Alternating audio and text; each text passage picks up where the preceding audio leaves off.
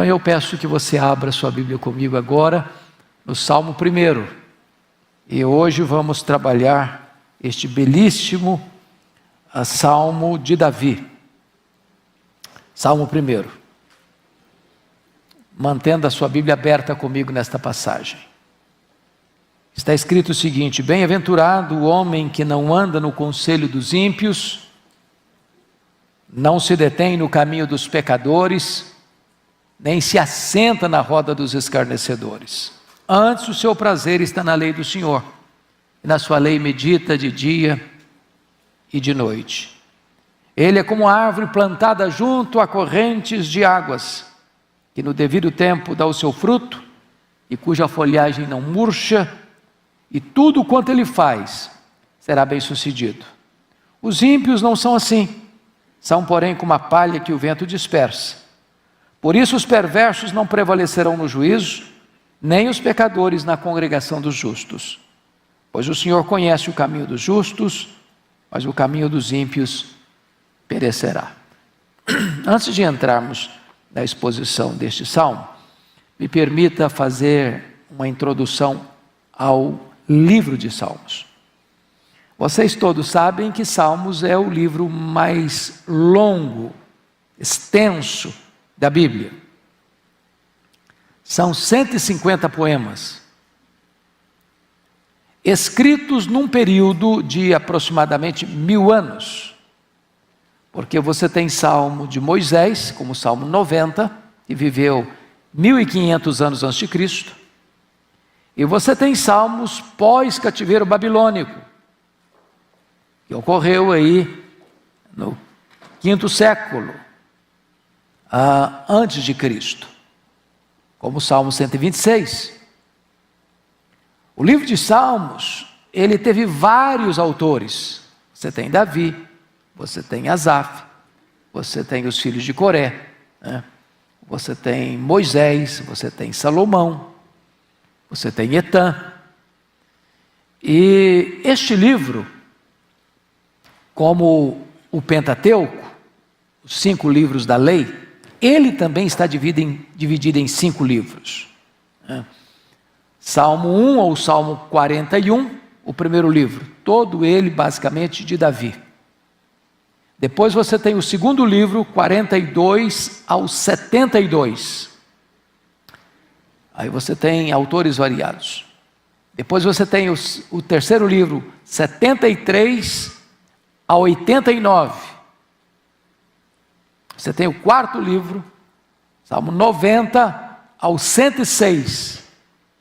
E você tem o quinto livro, Salmo 107 ao 150. Os salmos variam de estilo. Você tem salmos de louvor, você tem salmos de lamento, você tem salmos de penitência, você tem salmos imprecatórios e você tem salmos messiânicos. Então, é uma coletânea de poemas que foram agrupados num livro, e esse ajuntamento e esse agrupamento dos salmos provavelmente aconteceu no período pós-cativeiro babilônico. E temos então, portanto, este livro, que é, de certa forma, o inário do povo de Israel.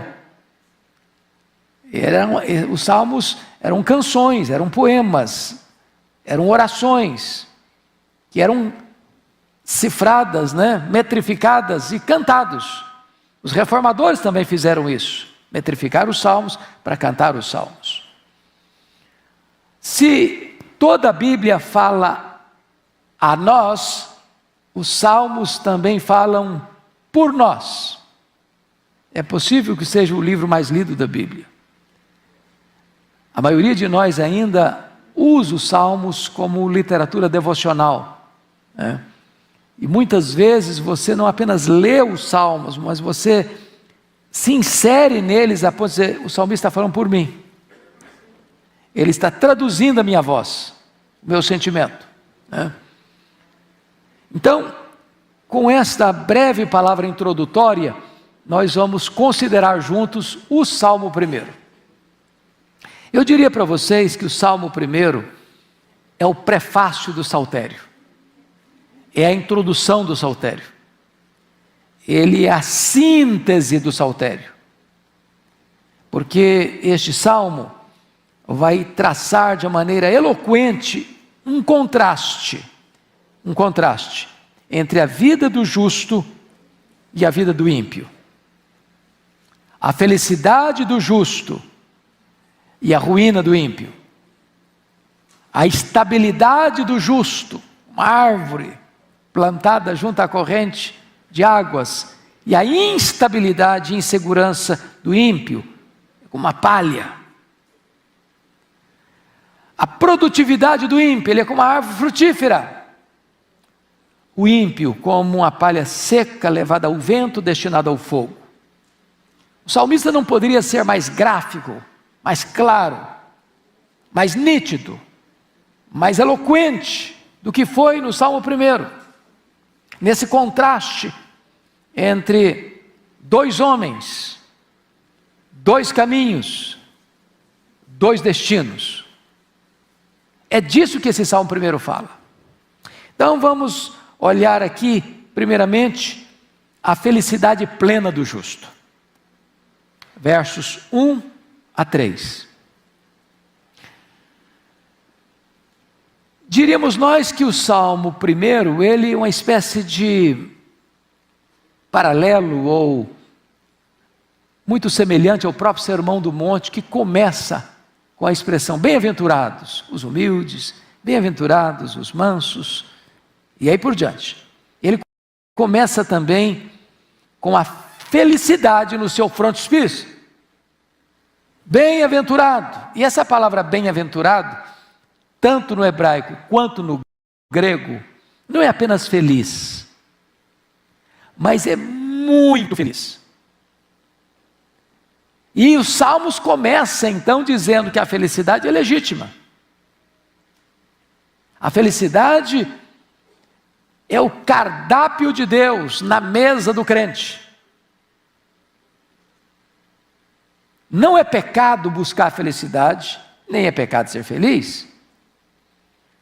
É preciso concordar com John Piper quando ele diz que o problema do homem não é a busca da felicidade, ela é legítima, mas é contentar-se com a felicidade pequena demais, terrena demais, limitada demais, quando Deus tem para nós a maior de todas as felicidades, de conhecê-lo, de amá-lo, de glorificá-lo, de fruí-lo. Então, vamos olhar aqui este mapa da felicidade.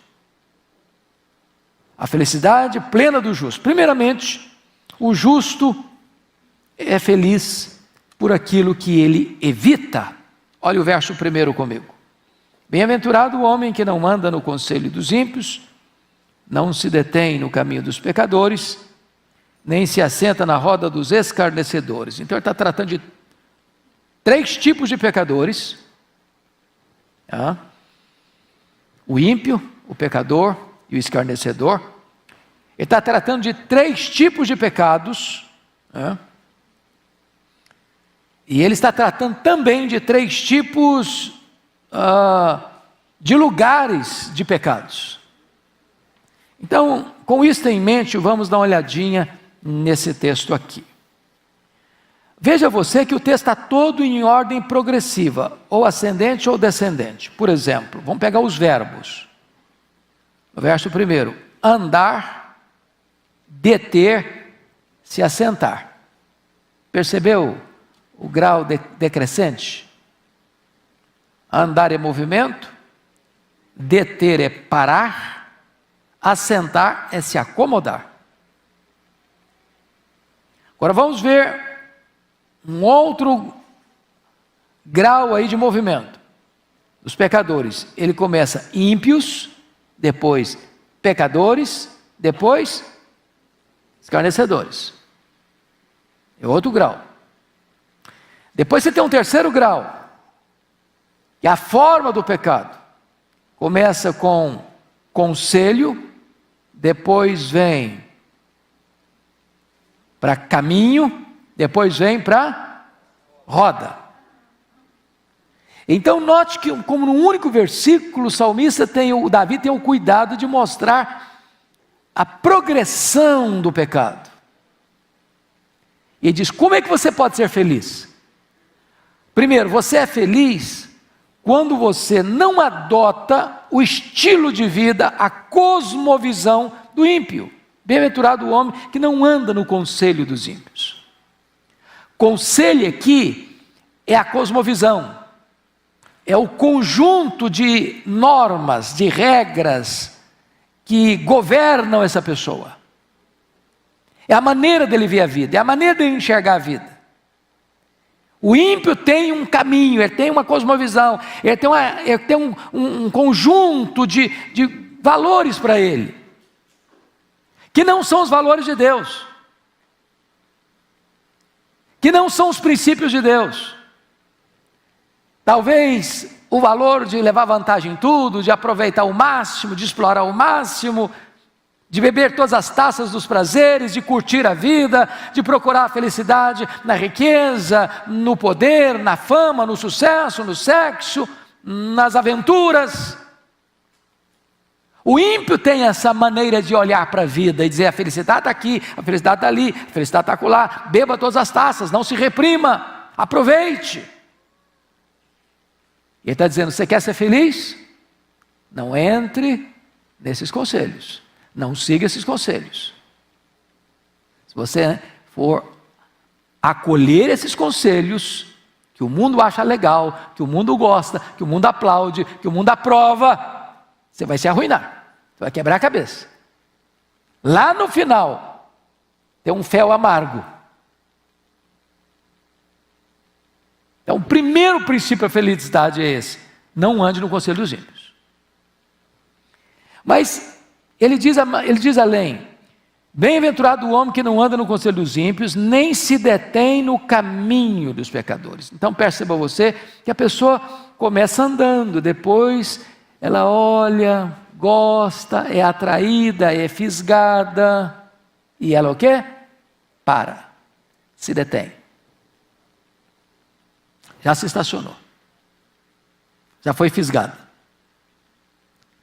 Vejam vocês que o mundo é o sistema, Então nós temos aqui três coisas: nós temos o mundo, o sistema, nós temos a carne, que é a nossa natureza pecaminosa, e você tem também um terceiro elemento aqui, que é o diabo. São os três elementos da nossa guerra.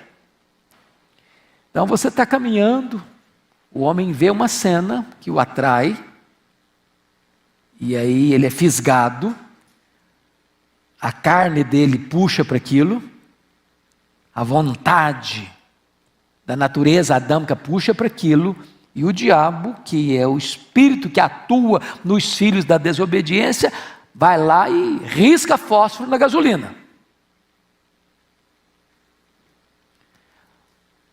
O autor está dizendo o seguinte: você quer ser feliz? Não ande nesses conselhos, nesses valores. Vale tudo, pode tudo, nada tem nada a ver, a ditadura do relativismo. Cuidado para você não ser fisgado, porque se você parar nesse caminho, você escorrega, você vai para o chão, você cai.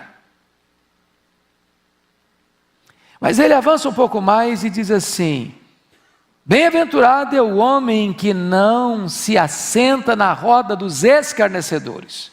Bom, assentar-se à roda é muito mais do que deter. Você parou, você foi fisgado, você foi atraído, você foi puxado, você foi quase que arrastado pela sua natureza e pela tentação do maligno. Agora chegou o momento de capitulação. Agora ele não é alguém espectador que está olhando, agora ele é um deles. Ele se assentou à roda, ele faz parte do time, ele se agregou, ele se matriculou. Ele agora é um dos. E note que conselho do ímpio, vamos pegar agora as palavras, ímpio não tem nada a ver com uma pessoa imoral, depravada. O ímpio pode ser uma pessoa espetacular, gente boa, gente admirável, gente aplaudida. A palavra ímpio traz a ideia daquele que não leva Deus em conta.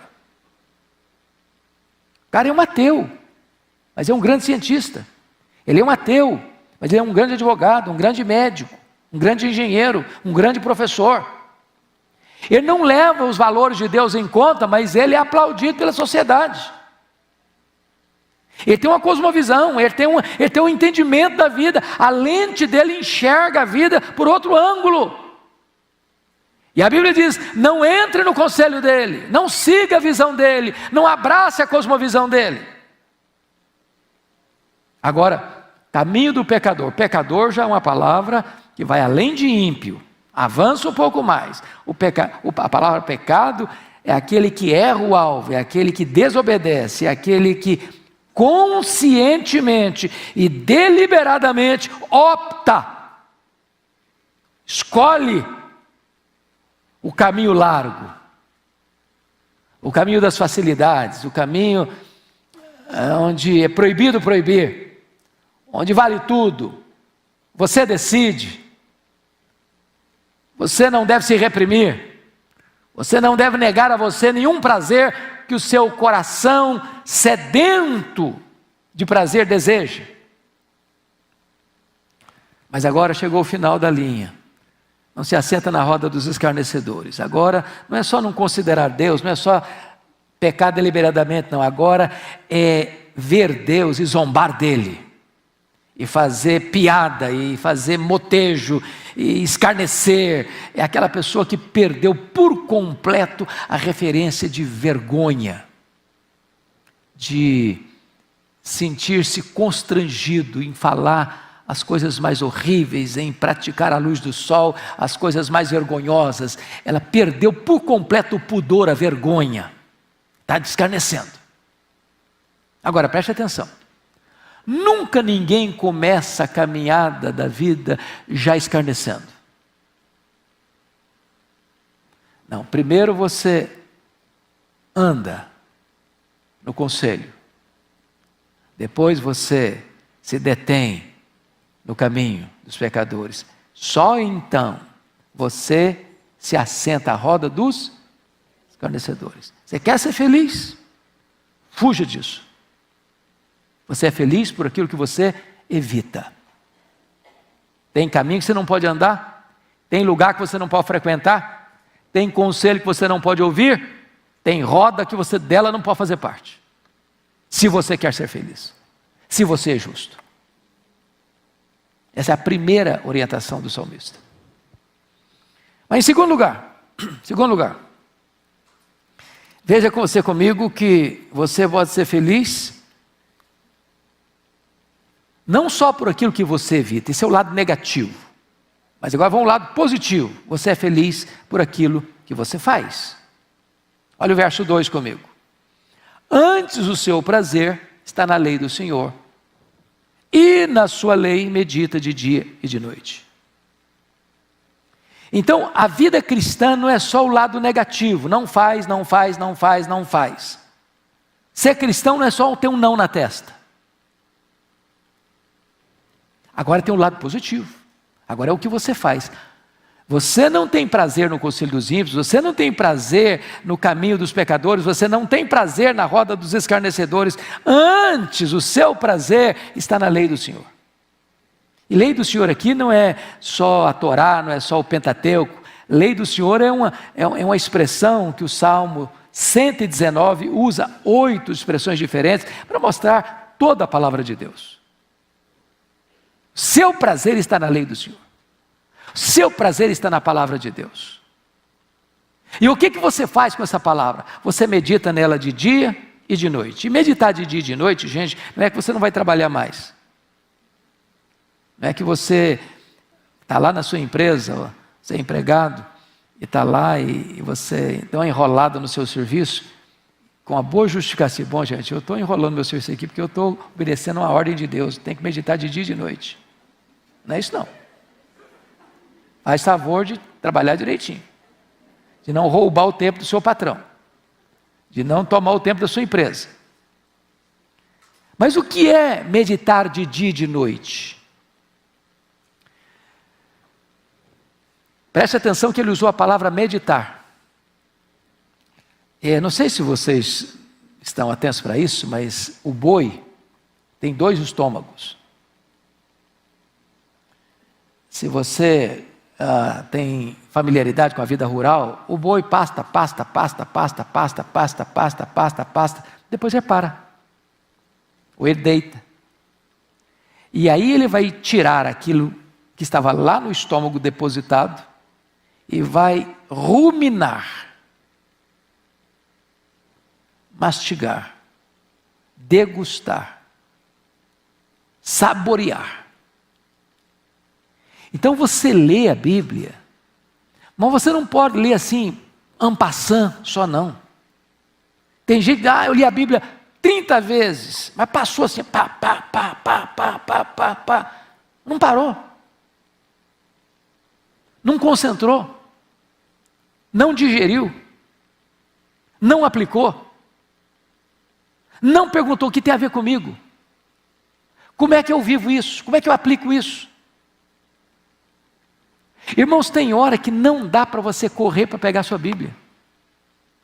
Tem hora que você não dá para ligar para o pastor, como é que é aquela passagem mesmo, onde está mesmo, como é que é? Não, você está aí no fronte da batalha, você está aí no aceso da luta, você está aí na tábua da beirada da tentação.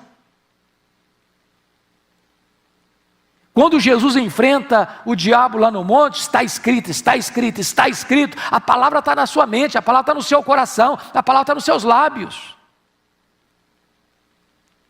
Essa é a ideia que você leu a Bíblia e estudou a Bíblia e você diz, agora eu vou reter isso, eu vou meditar nisso, eu vou pensar como isso aplica na minha vida, e de repente a Bíblia está governando a sua maneira de pensar, de sentir, de falar, de agir, de reagir. E ele está dizendo, você quer ser feliz? Então fuja daquilo lá, comece aqui, tenha seu prazer na lei do Senhor. Irmãos, uma palavra muito preciosa aí, ter o prazer. Eu pergunto a você, que valor a Bíblia tem na sua vida? Olha gente, eu não sei quanto a vocês, mas eu acho que se tirasse a Bíblia de mim, tiraria minha vida, meu fôlego, meu oxigênio. O salmista não foi retórico quando disse o seguinte, a tua palavra é mais preciosa do que muito ouro depurado, e ela é mais doce do que o mel e o destilar dos favos. A Bíblia não é um livro mágico, a Bíblia não é um livro místico, a Bíblia não é um livro para você abrir no Salmo 91 e botar na sua sala para espantar demônio, para ser um amuleto, uma ferradura atrás da porta. A Bíblia é um livro para você ler, para você entender, para você meditar, para você degustar, para você aplicar, para formatar a sua cosmovisão. Para você pensar biblicamente, para você falar biblicamente, para você agir biblicamente, para você reagir biblicamente. Se você fizer isso, você vai ser feliz.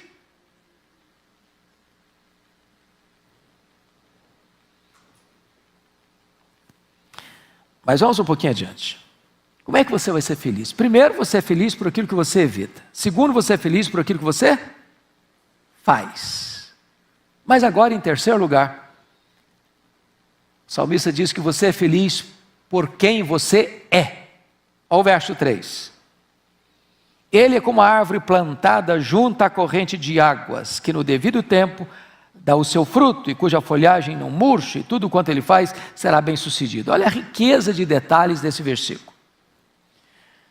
Primeiro, você é como árvore. Uma árvore traz beleza. Uma árvore traz fruto. Uma árvore dá sombra. Uma árvore melhora o ar. Por isso que nós precisamos plantar árvores. Não pode ser um deserto. Mas note você que essa árvore não é nativa, ela foi plantada. Não é nativa, foi plantada, alguém plantou. E quem plantou essa árvore foi Deus. Você é uma árvore plantada por Deus. Mas quando Deus foi plantar você, Deus escolheu um local muito estratégico para plantar você. Você é uma árvore plantada junto à corrente de águas. Deus não plantou você num deserto, Deus não plantou você em terra seca, Deus não plantou você em lugar inóspito. Deus escolheu um local próprio para plantar você, junto à corrente de águas. E ele prossegue e diz, que no devido tempo dá o seu fruto. Tem estações de fruto na sua vida. Você foi plantado para produzir, para frutificar. E Jesus disse, nisso é glorificado meu Pai, em que você dê muito fruto. E mais. E cuja folhagem não murcha.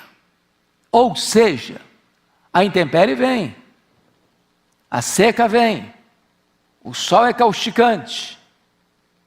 Mas porque você foi plantado junto à corrente de águas, a seca, o calor do sol não murcha você. As circunstâncias adversas não tiram a sua alegria, não tiram a sua beleza, não tiram o seu sorriso, não tiram a sua esperança. Ele vai mais. E tudo quanto ele faz será bem sucedido. A bênção do Eterno acompanha você. Deus está por trás, abençoando a obra das suas mãos. Então vejam vocês, que o texto vai nos informar que você e eu somos esta árvore. Eu, como disse, concluí o meu comentário de Salmos e uma das fontes de pesquisa foi a revista do nosso pastor, Arival. Eu busquei, rebusquei e garimpei tudo o que eu podia sobre os Salmos. E o Arival, na sua revista, vai falar aqui de 5 coisas do justo como a árvore. Primeiro, sua permanência, ela está firmemente plantada. Segundo, a sua posição, ela está plantada junto à corrente de águas. Terceiro, a sua produtividade, no devido tempo dá o seu fruto. Quarto, a sua perpetuidade, a folhagem não murcha. Quinto, a sua prosperidade, tudo quanto ele faz será bem sucedido. Bom, declarada então a felicidade do justo, agora Davi vai contrastar o justo com o ímpio. Quando você olha o cenário do mundo aí, irmãos, parece que o ímpio está levando, está ganhando de goleada. Ganhando de goleada. Chega o carnaval, agora está proibido, né? 4 dias, pulando e dançando atrás de um trio elétrico, bebendo todas.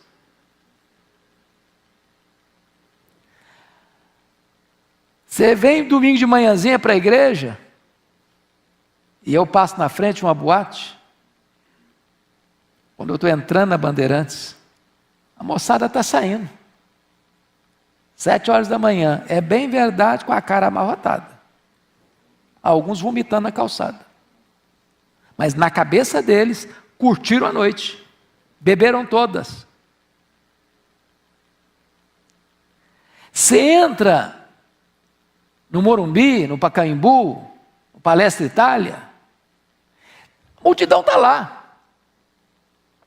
Não estou falando que crente não possa estar lá, não. Mas a maioria que está lá, o prazer dele está no time dele. Ele está feliz ou está triste, ganhou, está alegre, perdeu também a alegria.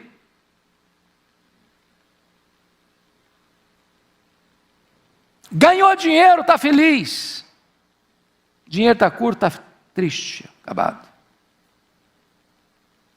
E ele vai contrastar então a alegria permanente do cristão, do justo, com esta infelicidade do ímpio. Então vamos ver o que vai acontecer aqui. Olha o versículo 4. Ele diz assim: os ímpios não são assim. Assim como? Como a árvore frutífera.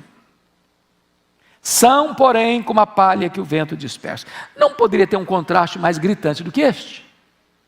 Contraste de uma árvore plantada junto à fonte, que no devido tempo dá o seu fruto, a folhagem não murcha, tudo quanto ele faz é bem sucedido, como a palha que o vento dispersa. Ele contrasta a estabilidade da árvore com a leveza, sem raiz, da palha. Ele contrasta o verdor da árvore que não murcha a folha com a palha seca. Ele contrasta os frutos da árvore doces ao paladar e nutritivos com a palha seca, que não alimenta nada e nem ninguém. Ele contrasta o bem-sucedido do justo com a palha que está voando para o fogo e destruição. O mundo aí fora pensa que nós somos quadrados. Pensa que nós estamos por fora. Que a vida está pulsando do lado de lá. O mundo pensa como o pródigo que chegou para o pai e disse: pai, o negócio é o seguinte, essa casa está chata demais, esse negócio de ficar aqui não está com nada, a vida está pulsando do outro lado, e é para lá que eu quero ir, e tem uma coisa, e eu quero a minha herança, e eu sei que eu só posso ter direito para o senhor morrer, mas no meu coração o senhor já morreu, então o senhor me dá logo, porque eu quero é curtir a vida. E essa curtição acontece, e as taças do pecado são doces ao paladar, mas amargas do estômago. Daqui a pouquinho a pessoa experimenta drogas, daqui a pouquinho ela pula de cama em cama, daqui a pouquinho ela faz as mais loucas aventuras, daqui a pouquinho ela curte todas, ela experimenta todas, ela vive tudo e experimenta tudo e corre atrás de tudo, e quando espreme, só vaidade, bolha de sabão, seco como uma palha, sem qualquer conteúdo, sem qualquer consistência, sem qualquer significado que possa preencher o coração. Palha destinada para o fogo.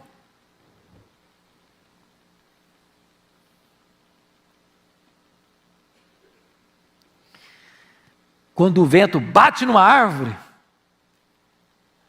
ela vai lá e ela vem cá e ela continua firme. Mas quando o vento bate numa palha, ela é dispersada. A ideia aqui, irmãos, do verso 4, é a ideia bem da agricultura. Eu não sei se você já viu essa experiência. Você vai pegar, por exemplo, o café, né?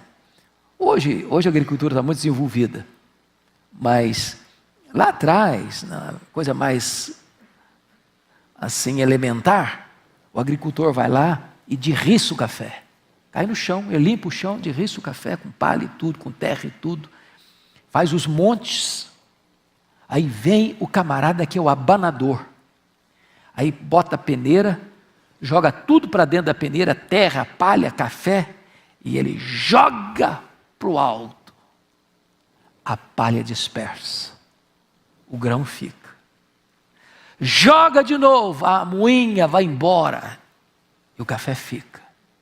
No final, você olha na peneira, só tem grão, só tem fruto.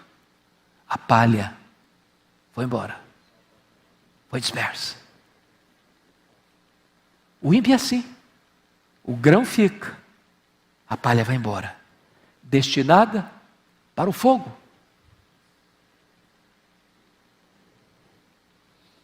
Mas prossiga a leitura comigo, por gentileza, no verso de número 5. Porque aí há uma outra informação. Os ímpios não apenas não têm estabilidade, mas os perversos, os ímpios, serão condenados no juízo. Olha o verso 5. Por isso, Por isso, os perversos não prevalecerão no juízo. Que juízo? Juízo de Deus, julgamento de Deus, tribunal de Deus. Aqui o cara ganhou, aqui o cara comprou, aqui o cara subornou, aqui o cara manipulou a lei, aqui ele encontrou filigranas na lei para levar vantagem, aqui ele é esperto, aqui ele dá nó em pingo d'água, aqui o mundo aplaude, esse é esperto. Esse numa canetada fez a vida, numa bolada enriqueceu. Porém, aqueles que aqui compram juízes, subornam testemunhas, compram sentenças, se enriquecem ilicitamente, levam vantagem, aproveitam e exploram e oprimem, escapam, têm padrinhos fortes.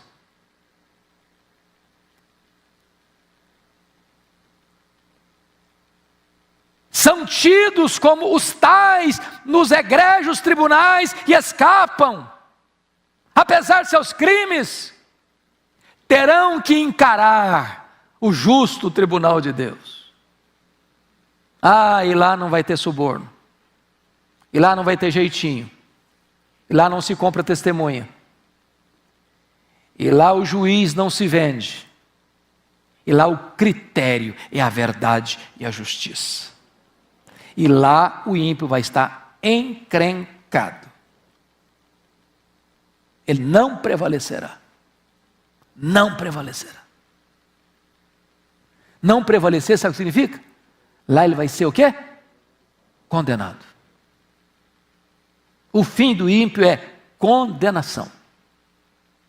Quando o Senhor, reto juiz, vai dizer: apartai-vos de mim, malditos, vós os que praticais a iniquidade, eu nunca vos conheci. Esse é o destino do ímpio.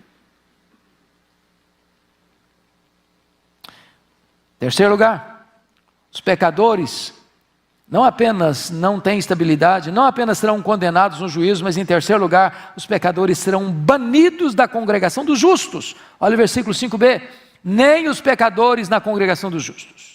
Os perversos não prevalecerão no juízo, nem os pecadores na congregação dos justos. O que ele está dizendo? O que ele está dizendo é o seguinte: agora, aqui, debaixo do sol, justos e ímpios estão misturados. Nem você nem eu temos crivo suficientemente fino para distinguir claramente um do outro. Tem joio, tem trigo. Tem bode, tem ovelha. Tem ovelha, tem lobo. Aqui estão misturados. Aqui tem lobo que veste pele de ovelha e se disfarça. Aqui tem falso mestre, tem falso profeta, tem falso apóstolo, tem falso crente. Se disfarça. Aqui Judas é apóstolo. Aqui Ananias e Safira são beneméritos. Mas naquele grande dia, diz a Escritura, que os pecadores serão banidos da congregação dos justos. Aqui a terra não vai ser purgada do joio, mas no dia do juízo, joio é joio, trigo é trigo.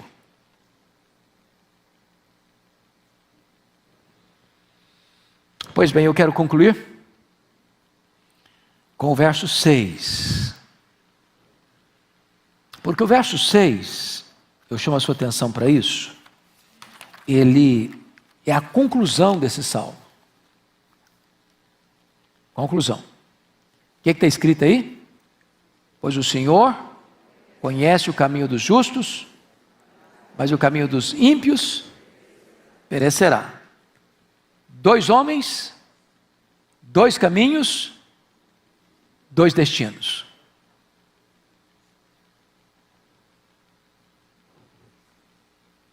Um é conduzido à bem-aventurança, o outro é conduzido à morte.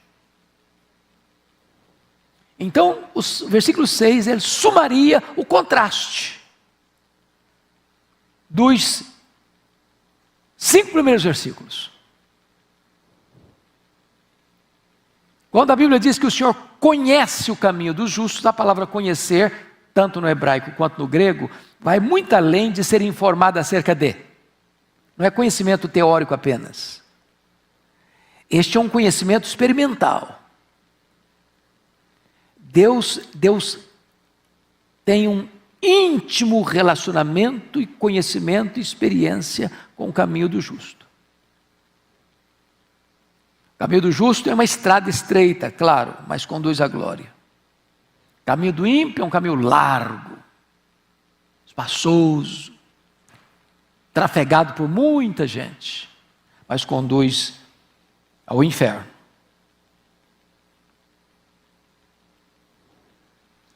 Os versos 1 a 3 são sintetizados na expressão, pois o Senhor conhece o caminho dos justos. Os versos 4 e 5 são sumariados pelo final do verso 6, mas o caminho dos ímpios perecerá. Nós temos aqui então 2 homens, 2 caminhos, 2 destinos. Na abertura dos Salmos, no prefácio dos Salmos, na introdução dos Salmos, Davi já está dizendo o seguinte: olha, você só tem 2 opções. Qual que você vai escolher? É como se Davi, na linguagem de Deuteronômio, dissesse assim: estou colocando diante de vocês 2 escolhas, a vida e a morte. Escolhe a vida para que você viva. É com essa perspectiva que eu convido você a participar conosco daqui para frente desta linda jornada, desta linda aventura de estudar o livro de Salmos. Deus abençoe sua vida, Deus abençoe seu coração, e é muito gostoso ver essa sala repleta nessa jornada belíssima de estudar a palavra de Deus. Vamos ficar em pé e vamos orar.